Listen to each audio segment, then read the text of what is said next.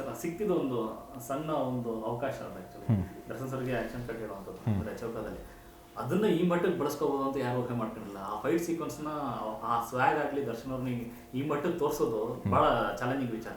ಸಿಕ್ಕಿರೋವಂಥ ಅಷ್ಟು ಚಿಕ್ಕ ಅವಧಿನಲ್ಲಿ ಯಾವ ಥರ ಪ್ಲ್ಯಾನ್ ಮಾಡ್ಕೊಂಡಿದ್ರಿ ಸರ್ ಆ ಸೀಕ್ವೆನ್ಸ್?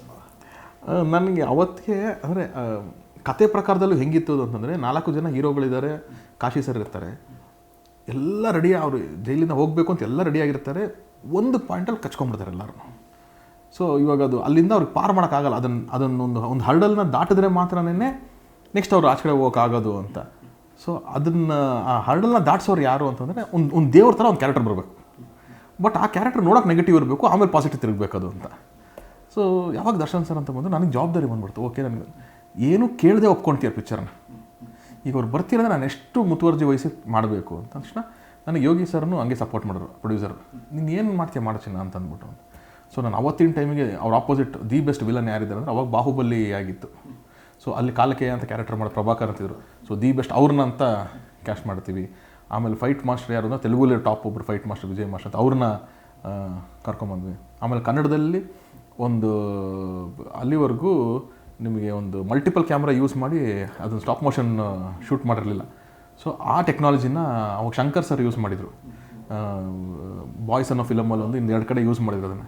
ಸೊ ಅದನ್ನು ತರಿಸಿ ಅದಕ್ಕೆ ನಾನು 50 ಕ್ಯಾಮ್ರಾ ಸೆಟಪ್ ಮಾಡಿ, ಸೊ ಅದಂತ ಅಂದರೆ ನಾನು ಅಷ್ಟು ಡಿಸೈನ್ ಮಾಡಿದೆ, ನಾನು ಅಷ್ಟು ಹೋಮ್ವರ್ಕ್ ಮಾಡಿದೆ ಅದ್ರ ಮೇಲೆ. ಸೊ ಅವ್ರು ಬಂದರೆ ಇಂಟ್ರಡಕ್ಷನ್ ಏನು ಹಿಡಿದು ವಾವ್ ಅನಿಸ್ಬೇಕು. ಅವರು ಒಂದು ಫ್ರೇಮಲ್ಲಿ ಬರ್ತಾರೆ ಅಂದರೆ ಅವರು 7-8 ನಿಮಿಷ ಇದ್ದರೂ ಕೂಡ ಒಂದು ಪಿಕ್ಚರ್ ಅಷ್ಟು ವ್ಯಾಲ್ಯೂ ಬರಬೇಕು ನನಗೆ ಅಂತ ಅಂದ್ಬಿಟ್ಟು ಅದ್ರ ಮೇಲೂ ನಾನು ಅಷ್ಟು ಹೋಮ್ವರ್ಕ್ ಮಾಡಿದ್ನಲ್ಲ. ಸೊ ಆ ನಿಟ್ಟಿನಲ್ಲಿ ಅವ್ರಿಗೆ ಗೊತ್ತಾಗೋಯ್ತು ಇವನು ಎಷ್ಟು ಹೋಮ್ವರ್ಕ್ ಮಾಡ್ತಾನೆ. ಡೈಲಾಗ್ಸ್ ಆಗಿರಲಿ, ಡೀಟೇಲಿಂಗ್ ಆಗಿರಲಿ, ಶಾರ್ಟ್ಸ್ ಆಗಿರಲಿ, ಎಲ್ಲನೂ ಅವರು ಅಲ್ಲಿ ಜಡ್ಜ್ಮೆಂಟ್ ತೊಗೊಂಡ್ರು. ಇವತ್ತಿಗೂ ನಂಗೆ ತುಂಬ ಜನ ಕೇಳ್ತಿರ್ತಾರೆ, ದರ್ಶನ್ ಸರ್ ಪಿಕ್ಚರ್ ಎಲ್ಲ ಫಿಲಮ್ ನಿನಗೆ ಕರೆದು ಕೊಡ್ತಾರಲ್ಲ ಹೆಂಗೆ ಅಂತ ಅಂದ್ಬಿಟ್ಟು ಅಂತ.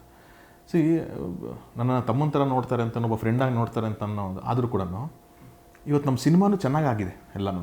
ನಾನು ಪ್ರತಿ ಸಿನಿಮಾನು ಅದಕ್ಕಿಂತ ಬೆಟರ್ ಮಾಡಬೇಕು ಅಂತಲೇ ಹೋಗ್ತೇನೆ. ಅಂದರೆ ಇದು 2 ವರ್ಕ್ ಆಗ್ತದೆ. ಒಂದು ಅವ್ರಿಗೆ ನನ್ನ ಮೇಲಿರುವಂಥ ನಂಬಿಕೆ, ನನಗೆ ಅವ್ರ ಮೇಲಿರುವಂಥ ಒಂದು ಜವಾಬ್ದಾರಿ.